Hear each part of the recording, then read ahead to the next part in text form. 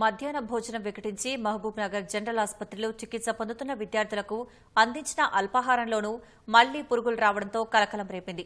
నారాయణపేట జిల్లా మాగనూరులోని జెడ్పీహెచ్ఎస్లో బుధవారం రోజు మధ్యాహ్న భోజనం వికటించి 50 మంది అస్వస్థతకు గురయ్యారు. అందులో 15 మంది మహబూబ్ నగర్ ఆసుపత్రిలో చికిత్స పొందుతున్నారు. వాంతులు, విరేచనాలతో ఆసుపత్రిలో చికిత్స పొందుతుంటే తినే అల్పాహారంలోనూ పురుగులు వచ్చాయని తల్లిదండ్రులు వాపోయారు. అల్పాహారంలో పురుగులు ఉన్నాయని ముందుగా ఓ విద్యార్థి గమనించి విధుల్లో ఉన్న సిబ్బందికి చెప్పడంతో మిగతా విద్యార్థులు అప్రమత్తమయ్యారు. ప్రాణాలు దక్కించుకునేందుకు మెరుగైన చికిత్స కోసం ఆసుపత్రికి వస్తే పురుగుల భోజనం అందించి ప్రాణాలే పోయేట్లు చేస్తున్నారని తల్లిదండ్రులు ఆందోళన వ్యక్తం చేశారు. కాగా విద్యార్థుల ఆరోగ్య పరిస్థితి మెరుగుపడినట్టు వైద్యులు తెలిపారు.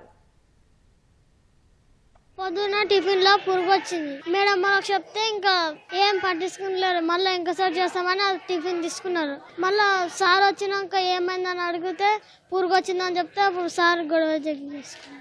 సార్ వాళ్ళ నిర్లక్ష్యము, వాళ్ళు వంట చేసే వాళ్ళదే నిర్లక్ష్యం ఉంటుంది సార్. ఇంత ముందు కూడా ఇట్లా చేయకుండా మంచిగా చేయాలని కోరుకుతుంది.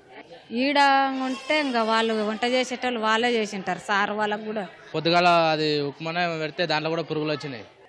సిస్టర్ అని అంటే సిస్టర్ తీసుకుపోయి అవతల పడేసింది. మళ్ళీ ఆసిరెడ్డి సార్ వచ్చిండు మాకు తలకెళ్ళి ఫోన్ చేసి వచ్చేటోళ్ళకి అంతా మొత్తం క్లీన్ చేసి పెట్టిండ్రు. మళ్ళీ ఆడ కిచెన్ కాడ పోయి చూస్తే మళ్ళీ వేరే ఉప్మా తెచ్చి అడ్జస్ట్మెంట్ చేసిండ్రు. ఇక్కడ కూడా మళ్ళీ పురుగుల ఫుడ్డే పెట్టారు ఇక్కడ కూడా.